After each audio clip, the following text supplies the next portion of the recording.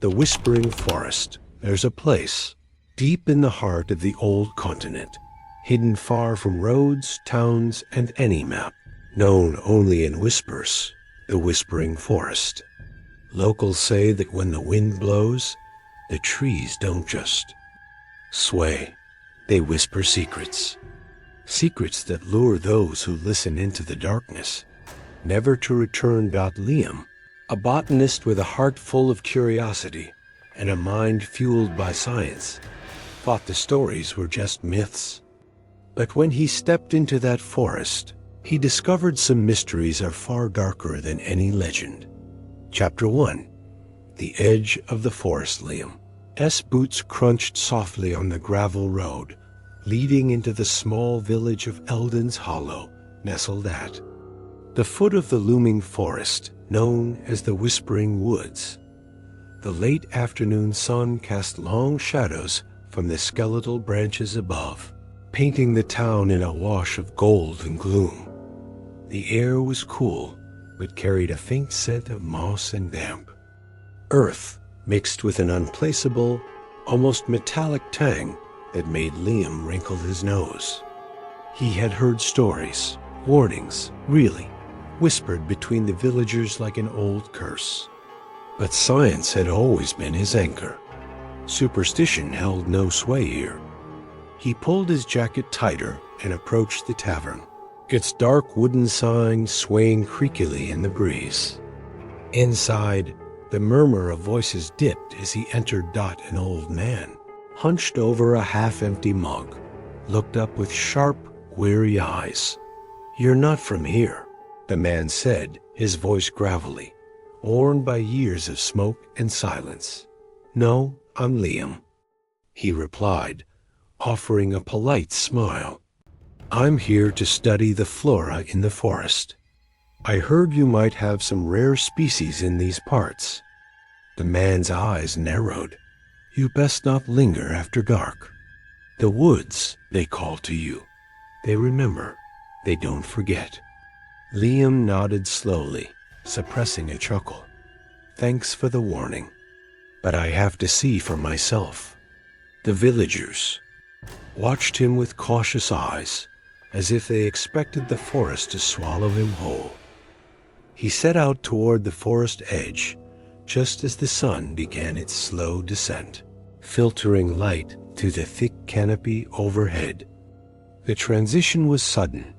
The bustling chatter of the village was replaced by an eerie hush. Liam paused, listening. The wind moved, but the usual rustle of leaves was replaced by something else.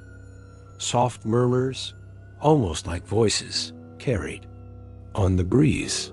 He shook his head. "Just the wind," he muttered to himself, stepping forward into the shadows. Chapter 2. Into the depths. The forest seemed to close around Liam like a living wall. Every step forward felt heavier, as though the trees themselves resisted his intrusion. The usual chorus of wildlife was eerily absent. No birds sang. No squirrels chattered. Only the faint, persistent whispering wind weaving through the ancient branches. Liam checked his compass spinning uselessly. His GPS blinked a warning. Signal lost. A shiver ran down his spine, but he forced himself onward, driven by a mixture of scientific curiosity and stubborn determination. He noticed strange markings on tree trunks, scratch-like symbols, crude but deliberate. He paused to document them, but as soon as he moved on, a creeping sensation told him he was no longer alone. Setting up camp near a small stream, Liam felt the temperature drop sharply. His breath became visible in the cold air, though it was only early evening. The whispers returned, this time weaving together into a haunting melody. Soft, inviting, yet filled with a hidden menace. Liam's mind raced. Was it some form of wildlife communication? Or something else entirely? Sleep eluded him. He lay awake, eyes wide, as the forest breathed around him. Every crack of twig, every rustle of leaves became amplified, threatening to tear through his nerves. In the deep silence, he thought he heard his name whispered, not once, but many times drawn out, almost pleading. He tried to steady his breathing. It's the wind, he told himself. It's all in your head. But deep down, a flicker of fear ignited. Chapter 3. The Lost Path. The morning light did little to soothe Liam's growing unease. The forest seemed different now, less like a collection of trees and more like a living entity watching him closely.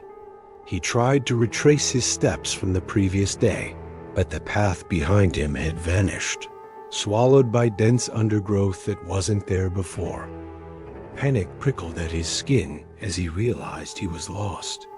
The forest was shifting, rearranging itself, molding the terrain like a sculptor with a dark vision. He moved cautiously, every sound magnified in the heavy silence. Then, through the thick ferns, he spotted it. A stone altar, ancient and moss-covered, half buried in the earth.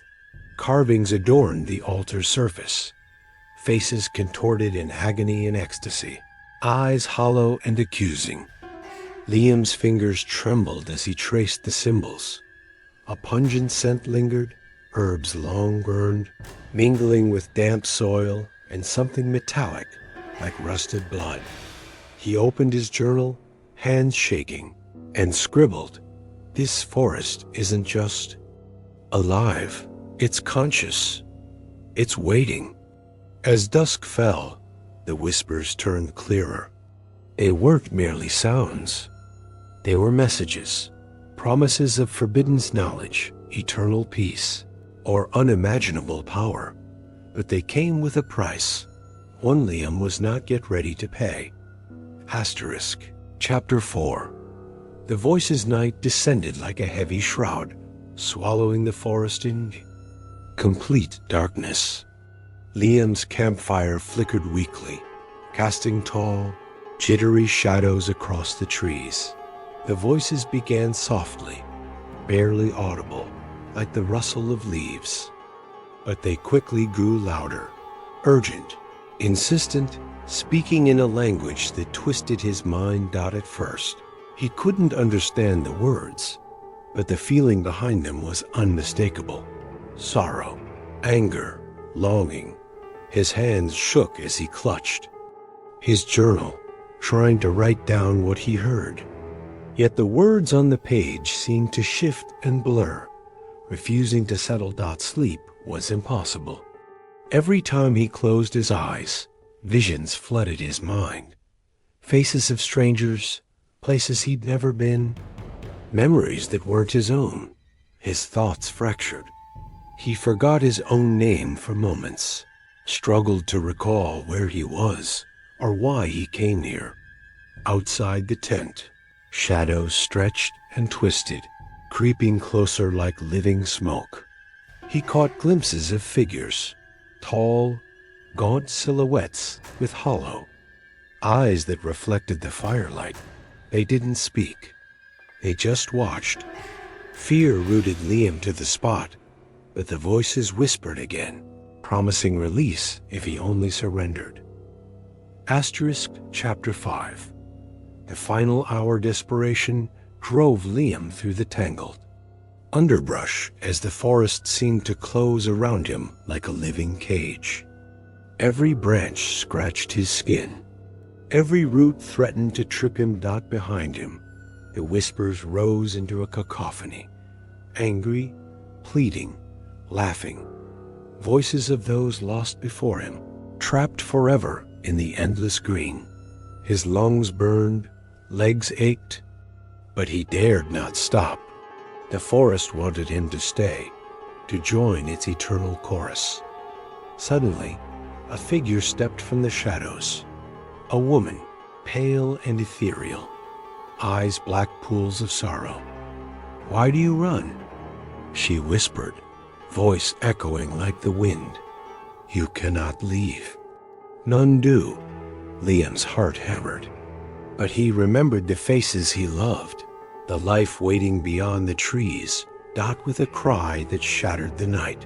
He pushed forward, breaking through. The final line of trees dot the village lay before him, bathed in dawn's pale light. But Liam was not the man who entered the forest days ago. His eyes held the forest's secrets, and his lips whispered words no one else could understand. Liam may have escaped the forest, but a part of it followed him back. And some say, late at night, if you listen closely, you can still hear him whispering in a language no one speaks. Not anymore. So, would you dare step into the whispering forest? If you made it this far, you're braver than most.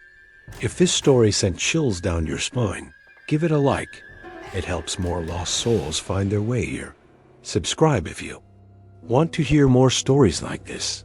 And remember to turn on notifications, because next time, the forest might be whispering your name.